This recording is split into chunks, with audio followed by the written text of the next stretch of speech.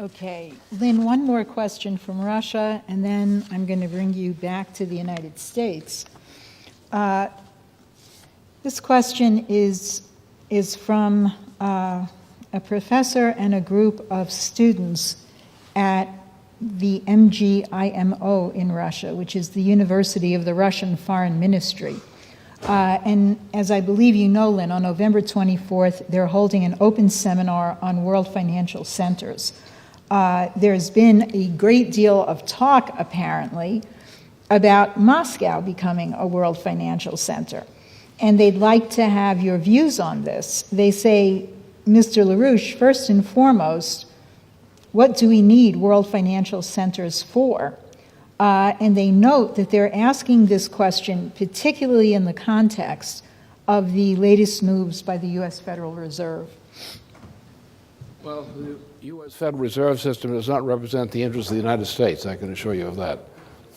It's an insane institution, and it could be the center of a very destructive process right now. So there's nothing good about the whole thing. On what could Russia do in that kind of process, I don't think it can work. The problem in Russia now, in terms of Russian policy, is that there's still a strong influence of a British intelligence operation, which is called YASA, the International Institute for Applied Systems Analysis, which was created by Bertrand Russell's interests. And this thing has had a long, in the history of the Soviet Union and Russia, Bertrand Russell has had a very bad and strong influence. And this party is done. Now, the problem is, the YASA does not believe in actual production. They believe in financial systems. It's a financial system. If you study it, I've been fighting these bastards for a long time, the YASA crowd. Back in the 1970s, I was deeply involved in fighting these guys and the leaderships of YASA. Totally incompetent. They were tied to the they were tied to the Club of Rome. They were tied to those people, and it's a completely destructive kind of conception. So, and in Russia, there's a certain government tendency to try to think in terms of using some vehicle like this, like for this these policies, like the idea of going to a California model of economy. It won't work. What is needed is precisely a new world fixed exchange rate system, which has to be in the form of not a monetary system, but a credit system. This would mean automatically the end of the British Empire. Because what you're running into is Lord Jacob Rothschild's 1971 launching of his system, of the Inter-Alpha Group, otherwise known as the BRIC. That institution was organized at the same time that complicit area people inside the United States set up the breakup of the fixed exchange rate system. The only way you can have sustainable cooperation among nation states is through a fixed exchange rate credit system as opposed to a monetary system. In other words, is the problem of the curse of all European civilization, as defined by European civilization starting in the Mediterranean region as a maritime culture, has been exactly this, that the monetary systems or money systems have been established in such a form as, whether by agreement or imposition, the power of money is supranational. In other words, inherently, as Rosa Luxemburg defined it, the problem is that international monetary systems are inherently imperialist systems. And the reason that Europe was screwed up on the question of imperialism was they didn't understand this. They didn't understand the history of the Roman Empire, Roman law, these kinds of things. As long as you have an international monetary system based on agreements on monetary agreements, you cannot have a healthy economy. Therefore, what you have to do is as Roosevelt did with the fixed exchange rate system, which is an approximation of this, that is, the US dollar was tied to a Glass-Steagall standard for commercial banking. the role of the dollar as a commercial banking currency was thus used, among other nations, for a fixed exchange rate system, a credit system. That was the basis for stability. The cancellation of the fixed exchange rate system had been established by Roosevelt in 1971 was the beginning of the end of the world economy. What we're facing today is we're at the breakdown point of this whole system. Now, the other side of the thing is that in the post-war period, and this is particularly relevant to all Russian institutions, and the point is, at the end of the war, the Soviet Union, the United States had an agreement of opposition to their common ally, Churchill. The agreement was, and Stalin understood it and maintained it as long as he lived, and as long as he had a prospect of agreement from the United States, that there would be no war, and there would be no conflict of a war type in Europe, as long as this relationship between the Soviet Union and the United States presidency continued. What happened was, as soon as Franklin Roosevelt died, President Truman became a patsy for the British imperialist interest typified by Churchill. And so therefore you had a period of struggle which was continued up until the assassination of President John F. Kennedy. The assassination of John F. Kennedy was determined under the advice of General Douglas MacArthur not to allow the United States to become involved in a protracted land war in Asia. And thus he opposed the idea of U.S. involvement in Southwest Asia. Matter of fact, when I'd been in military service in Burma, at the same time the United States and Ho Chi Minh had been allied against the Japanese occupation of Indochina.